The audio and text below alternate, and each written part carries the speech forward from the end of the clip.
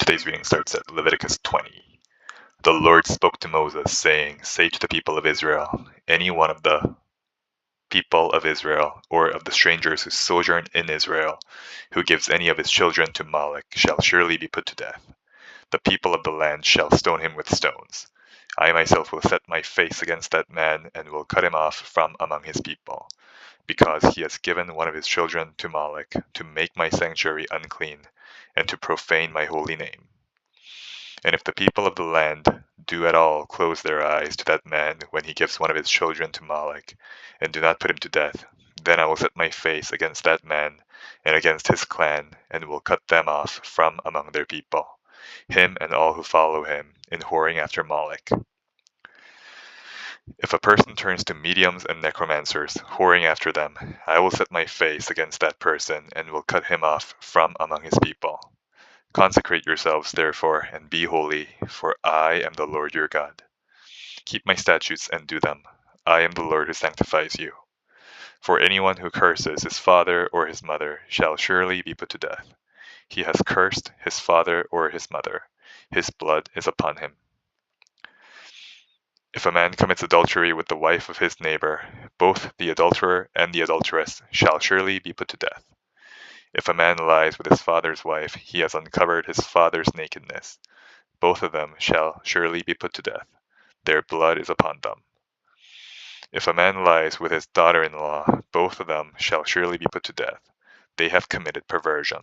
Their blood is upon them. If a man lies with a male as with a woman, both of them have committed an abomination.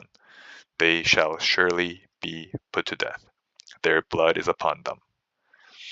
If a man takes a woman and her mother also, it is depravity. He and they shall be burnt with fire, that there may be no depravity among you. If a man lies with an animal, he shall surely be put to death, and you shall kill the animal. If a woman approaches any animal and lies with it, you shall kill the woman and the animal.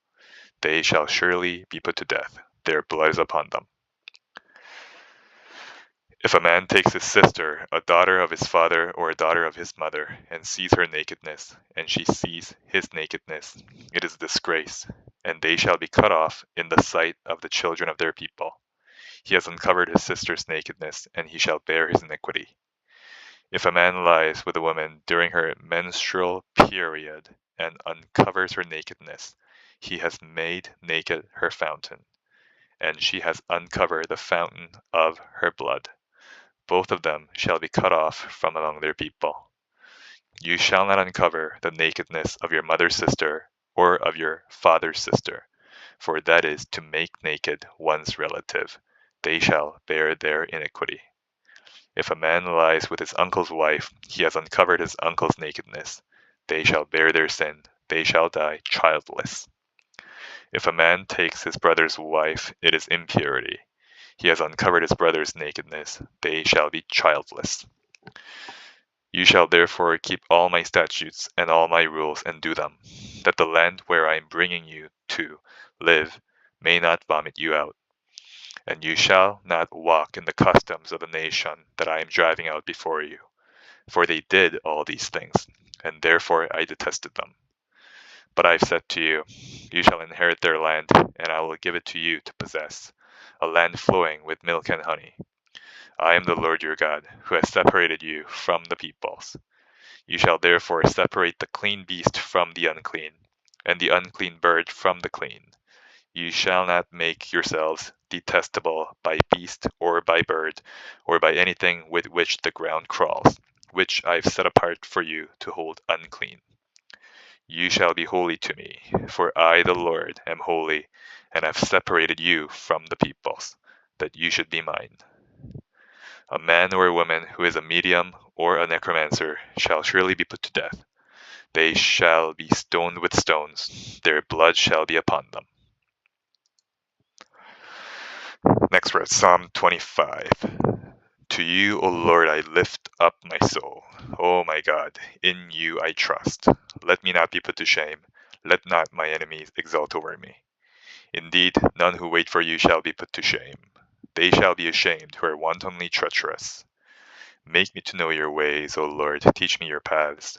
Lead me in your truth and teach me, for you are the God of my salvation. For you I wait all the day long. Remember your mercy, O Lord, and your steadfast love, for they have been from of old. Remember not the sins of my youth or my transgressions.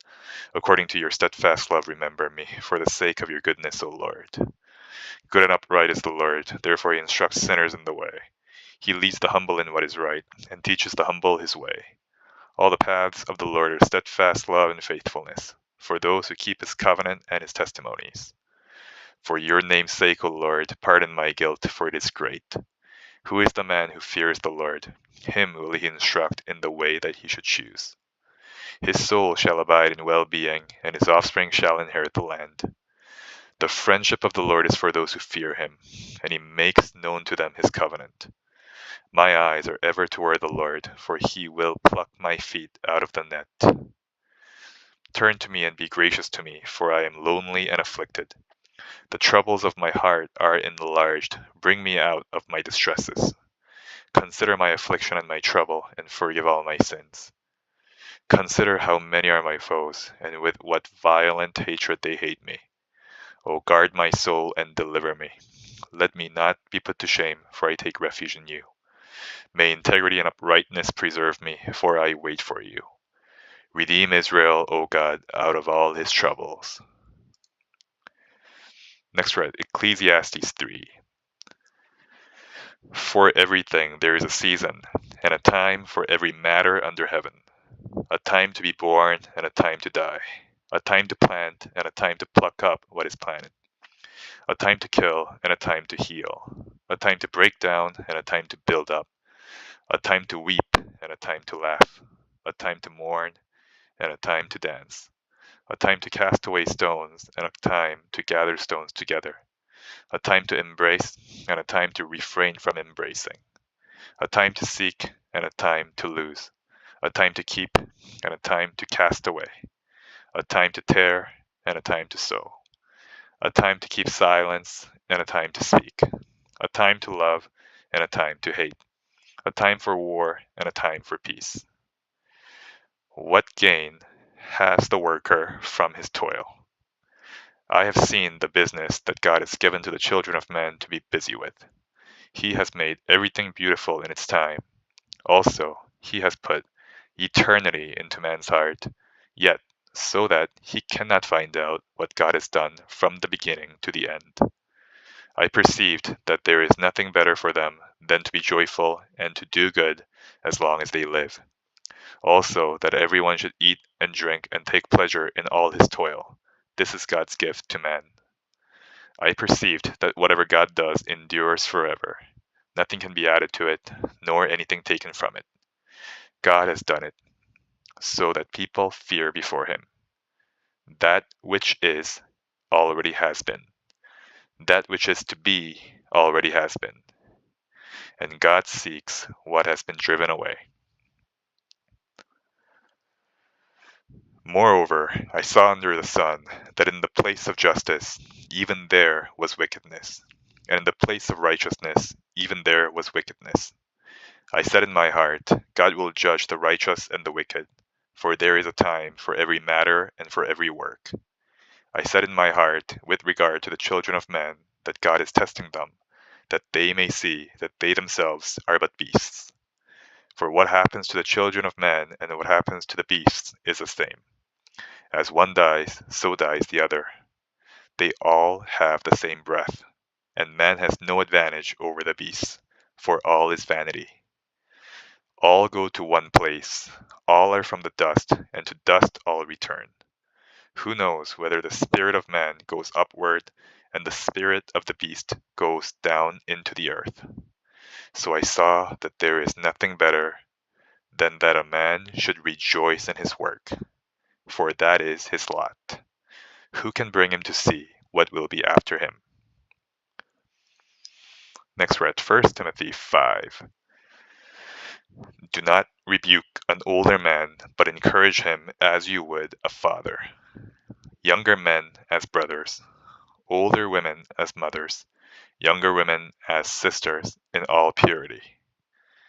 Honor widows who are truly widows. But if a widow has children or grandchildren, Let them first learn to show godliness to their own household, and to make some return to their parents, for this is pleasing in the sight of God. She who is truly a widow, left all alone, has set her hope on God, and continues in supplications and prayers night and day. But she who is self-indulgent is dead, even while she lives. Command these things as well, so that they may be without reproach. But if anyone does not provide for his relatives, and especially for members of his household, he has denied the faith and is worse than an unbeliever. Let a widow be enrolled if she is not less than 60 years of age, having been the wife of one husband, and having a reputation for good works. If she has brought up children, has shown hospitality, has washed the feet of the saints, has cared for the afflicted, and has devoted herself to every good work. But refuse to enroll younger widows. For when their passions draw them away from Christ, they desire to marry, and so incur condemnation for having abandoned their former faith. Besides that, they learn to be idlers, going about from house to house, and not only idlers, but also gossips and busybodies, saying what they should not. So I would have younger widows marry, bear children, manage their households, and give the adversary no occasion for slander. For some have already strayed after Satan. If any believing woman has relatives who are widows, let her care for them. Let the church not be burdened, so that it may care for those who are truly widows. Let the elders who rule well be considered worthy of double honor, especially those who labor in preaching and teaching. For the scripture says, "You shall not muzzle an ox when it treads out the grain, and the laborer deserves his wages." Do not admit a charge against an elder except on the evidence of 2 or 3 witnesses. As for those who persist in sin, rebuke them in the presence of all, so that the rest may stand in fear. In the presence of God and of Christ Jesus and of the elect angels, I charge you to keep these rules without prejudging, doing nothing from partiality. Do not be hasty in the laying on of hands, nor take part in the sins of others. Keep yourself pure. No longer drink only water, but use a little wine for the sake of your stomach and your frequent ailments. The sins of some people are conspicuous, going before them to judgment, but the sins of others appear later. So also, good works are conspicuous, and even those that are not cannot remain hidden. And that is the end of the reading for today. Have a good day.